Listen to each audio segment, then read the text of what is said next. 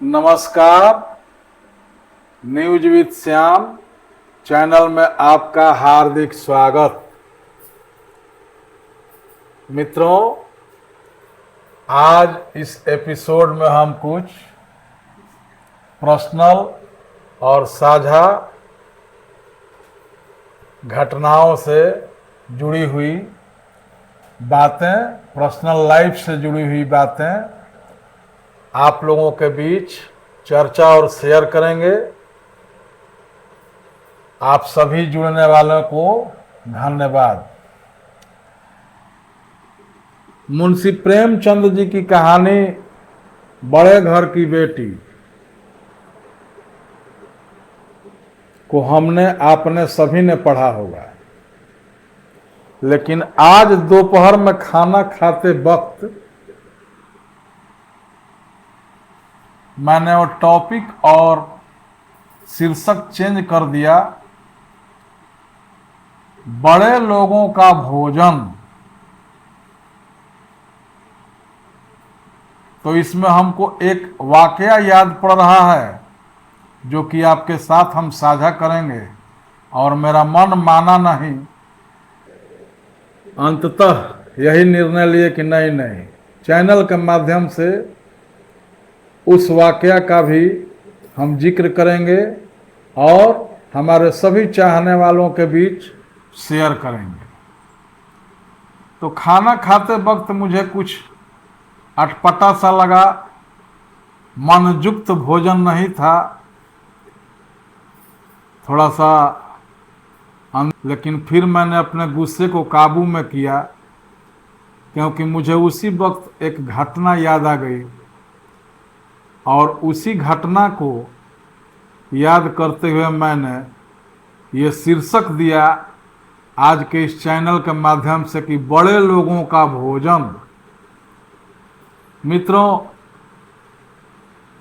बहुत ही प्रसन्नता के साथ मैं आपसे ये शेयर करना चाहूँगा कि मेरा कुछ बहुमूल्य समय भारत के आदर्श महान समाज सेवी और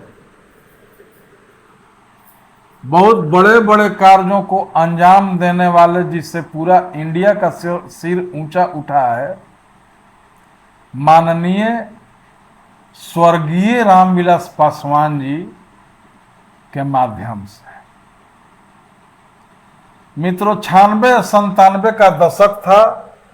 पासवान जी उस समय लालू जी के विरोध में अपना बिहार बदलो रथ यात्रा निकाले हुए थे। उनके साथ शरद जी सरीखे भी नेता साथ में जन जागरण का काम करते थे, लोगों में सरकार को बदलने के लिए जागरूकता अभियान चला रहे थे। उसका हिस्सा मैं भी था, एक छोटे से कार्यकर्ता के रूप में, झंडा ढोने वाला, दरी बिछाने वाला, माइक लगाने वाला के रूप में। उस क्रम में पासवान जी, शरद जी का आना हुआ हमारे भोजपुर जिला के मुख्यालय आरा में, और यहीं पे रात्रि विश्राम का भी प्रोग्राम बनाया। तो हम लोग बहुत ही चिंतित हुए कि इतने बड़े देश के महान नेता आएंगे तो ठीक है, सर्किट हाउस तो बुक हो गया है, यहाँ में ठहर लेंगे, लेकिन खाना क्या होगा उनका, अगले रोज का नाश्ता क्या होगा। तो बातों ही बातों में मैंने उनसे आग्रह करके अगले रोज के भोजन का निमंत्रण दिया, जिन्होंने कि उस समय वो उसे स्वीकार भी लिए और कहे कि चलो किशोर, तुम्हारे ही यहाँ अगले रोज का नाश्ता भोजन होगा। तो वहां तो सर्किट हाउस में हमारे बहुत सारे सैकड़ों हजारों कार्यकर्ता थे, सबके मनानुसार चलना था, सब लोगों के भावनाओं के साथ चलना था, दिमाग से चलना था। वहां का तो प्रोग्राम उन लोगों ने कर लिया कि ये ऐसे ऐसे बनेगा। ठीक है भाई, लेकिन जब मैं अपने बारे में सोचने लगा कि मैं अपने घर पे उन्हें क्या खिलाऊंगा, तो मैं उस समय अपने पिताजी के सरकारी क्वार्टर में, जहाँ कि मेरे पिताजी बिहार राज्य विद्युत बोर्ड में पदस्थापित थे, उसी का सरकारी क्वार्टर था, उसी में उनको लिया लाना था, पधरवाना था और खाना खिलाना था। तो उस समय के सीनियर लीडर हमारे भोजपुर जिला के डॉक्टर राजेंद्र प्रसाद चंद्रवंशी जी, नंद किशोर यादव जी, अजय सिंह यादव जी, त्यागी जी, डॉक्टर राजेंद्र प्रसाद त्यागी जी, जिन्हें हम लोग प्रेम से भैया त्यागी जी कहते हैं, और सभी बड़े भाइयों के साथ मैं भी साइड में हट करके कि भैया हम क्या खिलाएं, कौन चीज़ खिलाएं, इतने बड़े महान नेता हैं देश के, हमारे घर पे आ रहे हैं। तो हम लोग मन ही मन प्रोग्राम बना करके जगजीवन मार्केट की तरफ बढ़े कि चलो वहाँ से कोई अच्छा चावल ले लिया जाएगा, ज्वारा में सबसे अच्छा चावल मिलेगा, दाल सब्जी और जो हम लोग के घर में पारंपरिक खाना बनती है अच्छा से बना दिया जाएगा, खिला दिया जाएगा। जब हम लोग जगजीवन मार्केट पहुंचे तो न जाने क्या सूझा कि हमने बड़े भाई और समाजवादी नेता नंद किशोर यादव जी से कहा कि एक बार ना हो तो पटना पशुपति सर जी से पूछ लिया जाए कि साहब खाना में क्या पसंद करते हैं। तो पशुपति सर के पास फोन लगाया गया। जब उन्होंने बताया तो मेरा तो भैया सुन करके दिमागे आउट कर गया कि हाँ इतने बड़े आदमी और ऐसा खाना। तो उन्होंने बताया कि जितना मोटा से मोटा चावल मार्केट में मिलता होगा वो चावल बनवा देना, और सादा गर्मी का दिन है दाल सब्जी भुंजिया बनवा देना, यही उनका खाना होता है और बड़ी प्रेम से ही खाते हैं। और अगर कुछ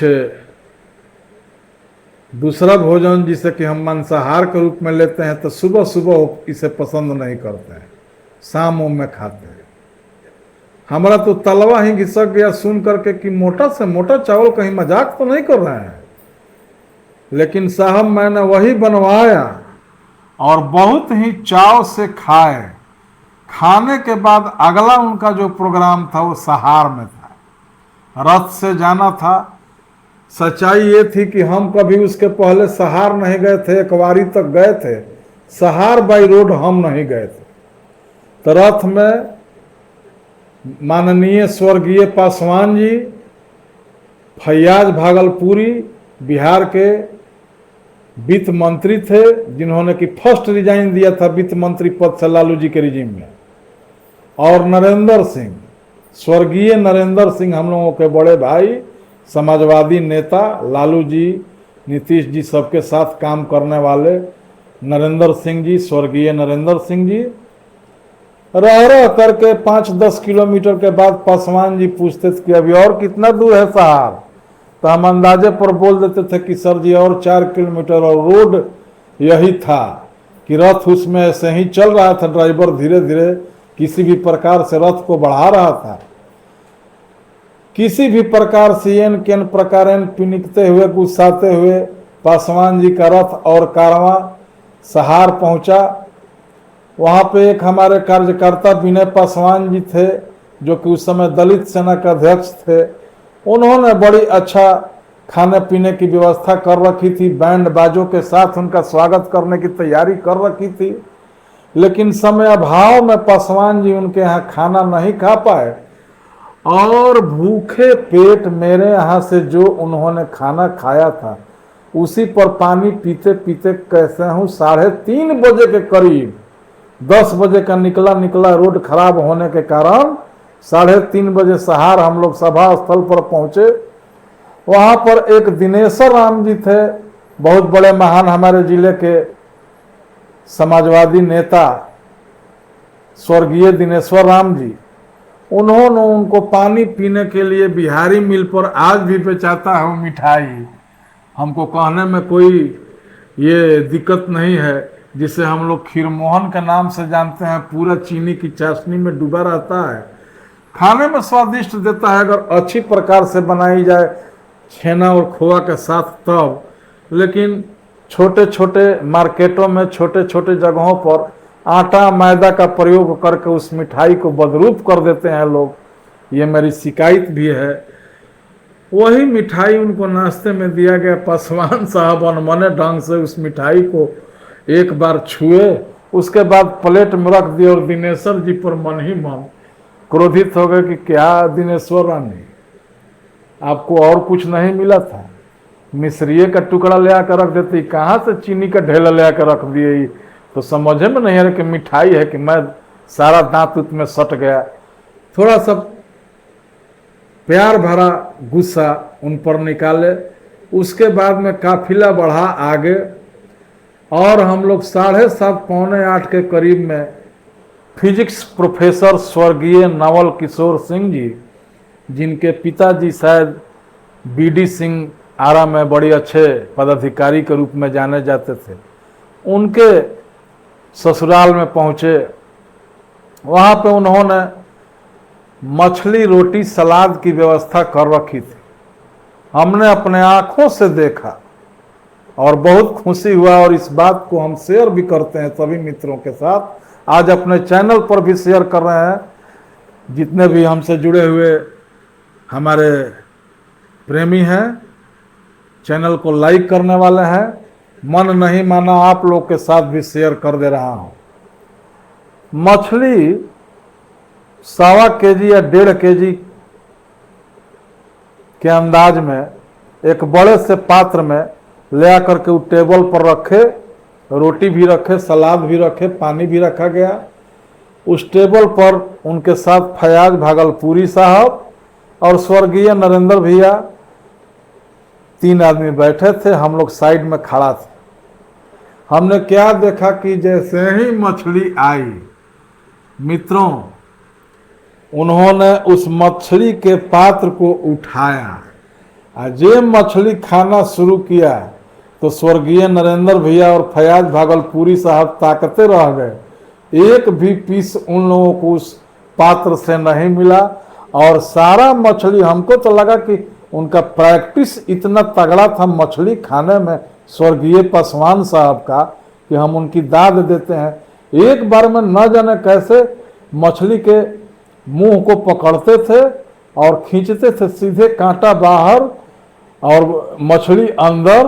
वो खुशी होता था कि हम लोग तो एक टक ताकते ही रह गए कि, और खुशी के मारे झूम उठे। वाह, क्या खाने का तरीका है। खूब मन से दिल से मछली खाए। फिर बाद में और मछली आया, वो लोग भी खाए, हम लोग भी खाए और इस प्रकार से वह काफिला आगे बढ़ता गया। तो आज के इस एपिसोड में मैंने यह कहना चाहा है कि जहां एक और सादा भोजन, बाजार की सबसे मोटी से मोटी चावल, और दूसरी तरफ तो जिस पद पर थे, जहां वे पहुंच गए थे, वहां न जाने राष्ट्रीय और अंतर्राष्ट्रीय भोजनों का अंबार लग जाता होगा। लेकिन मनुष्य जिस परिवेश से चलता है उस परिवेश को नहीं भूलता है और उनकी सादगी भरी भोजन को देख करके बहुत ही मिजाज खुश हुआ। और इसी के साथ आज का ये एपिसोड बड़े लोगों का भोजन और बड़े लोगों का खाना, माफी चाहते हुए बंद करते हैं। आप सभी जुड़े हुए दर्शकों का धन्यवाद। न्यूज विद श्याम चैनल को लाइक और सब्सक्राइब जरूर कर दीजिएगा। नमस्कार, प्रणाम।